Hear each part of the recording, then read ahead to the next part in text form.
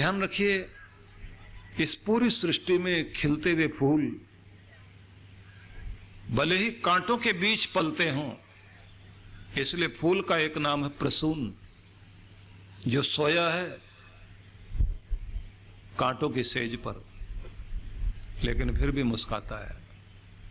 ध्यान रखना, ये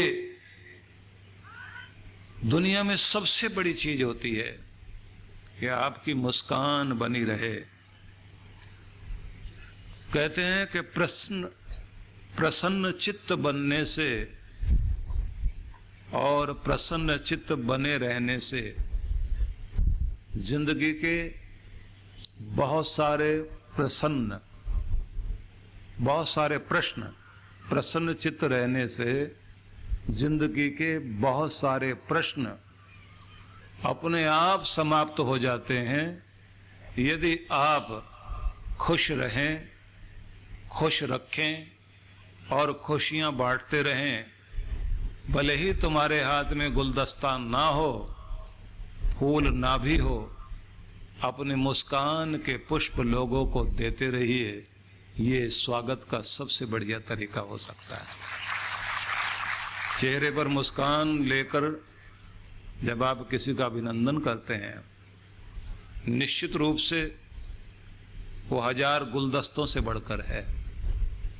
हाथ में गुलदस्ता भी हो और आप अंदर से जले भुने हुए हों, तो आपका गुलदस्ता भी किसी काम का नहीं है।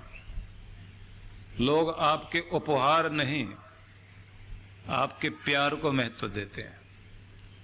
इसलिए याद रख लीजिए कि जब भी कोई फूल खिलता है तो उसके अंदर एक ऐसा प्रेम होता है,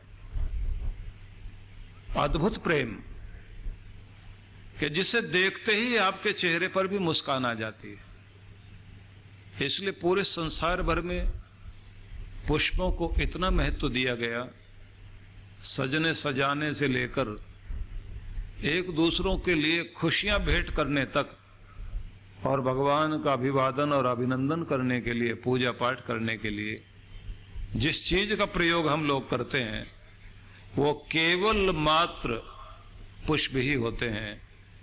इसलिए लोग कहते हैं कि खुशी से बढ़कर दुनिया में कोई खुराक नहीं है, इससे बढ़कर के कोई टॉनिक नहीं है, और तनाव और जलते भुनते रहने से बढ़कर के कोई रोग नहीं है। 70% बीमारियां तनाव के कारण आती हैं। इसलिए ये पूरी कोशिश कीजिए कि प्रेम से भरे रहें। प्रेम वाला व्यक्ति मुस्कुराता रहेगा। कोई आदमी बहुत गुस्से में हो और मुस्कुराए, संभव नहीं है। दुखी व्यक्ति मुस्कुराए, संभव नहीं है।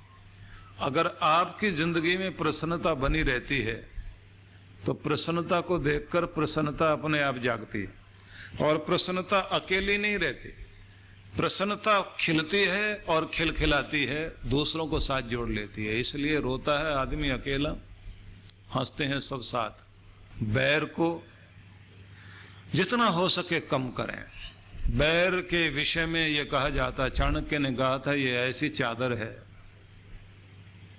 जितना बैर पुराना चादर पुरानी, अब सुई लेकर इस पुरानी चादर को अगर सिलोगे और फट जाएगी, फिर ये जुड़नी बहुत मुश्किल है। इसलिए जितना हो सके किसी भी आग को ठीक समय पर एक गिलास पानी से बुझाया जा सकता है। मेरी बात को ध्यान से समझना।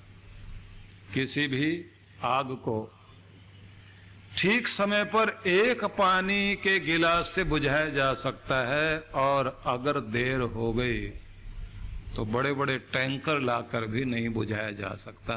इसलिए बैर की आग को जितना जल्दी हो ठीक समय पर पानी डाल दीजिए। बैर पनप जाता है तब व्यक्ति के हंसने से लेकर उसकी भाव भंगिमा तक सबसे व्यक्ति को गुस्सा आता है कि ये जो हंस रहा है लगता है मुझ पर ही हंस रहा है।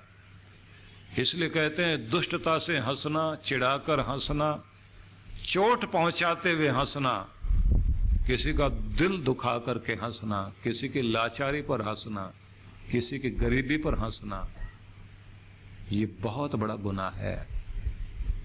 लेकिन खुद भी हंसना, दूसरों को भी हंसाना, खुद भी बढ़ना, दूसरों को भी बढ़ाना, अपने हृदय में भी प्रेम जगाना और दूसरों के हृदय में भी प्रेम जगाना, यही ईश्वर को पसंद है। इसलिए सबसे पहले इसे ही याद कर लीजिए कि प्रेम ही है जो परमात्मा तक पहुंचता है।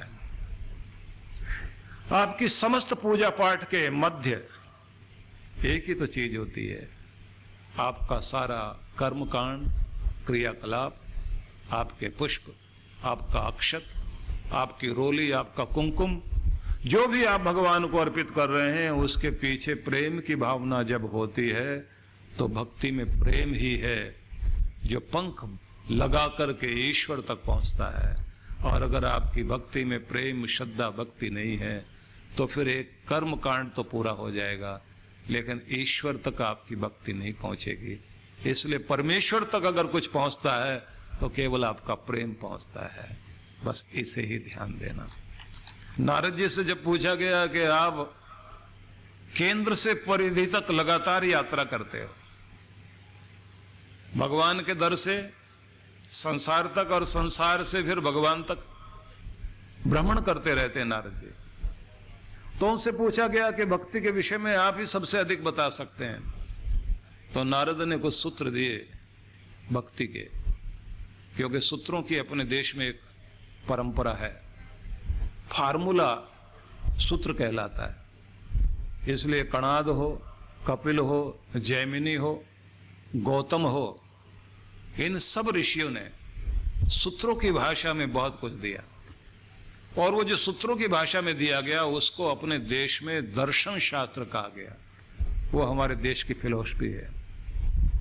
इसमें आप वैशेषिक दर्शन, सांख्य दर्शन, न्याय दर्शन, योग दर्शन, पूर्व मीमांसा, उत्तर मीमांसा, वेदांत आदि, ये सब जो है षट दर्शन इसी के अंतर्गत आता है। तो इसी सूत्र भाषा में उन्होंने एक शब्द कहा, सातु अस्मिन परम प्रेम रूपा। भक्ति क्या है? परमेश्वर के प्रति अतिशय प्रेम का नाम ही भक्ति है। जब आपके हृदय में अनंत अनंत प्रेम जागता है तो इसी का नाम भक्ति कहा जाता है। इसलिए अपने अंदर प्रेम जगाओ कि जब आप भक्ति में बैठने जा रहे हैं, सुबह या शाम या दिन में किसी भी समय, अपने परमात्मा की अनंत अनंत कृपाओं को याद करना। जीवन की उन कठिनाइयों के बीच में किस तरह से आप संभले, जब आपकी आंखों में आंसू भरे थे, अपने और पराये सब विमुख हो गए थे, जब आपको लगता था कि कोई और चारा नहीं है, तब भी कोई ना कोई रास्ता बना।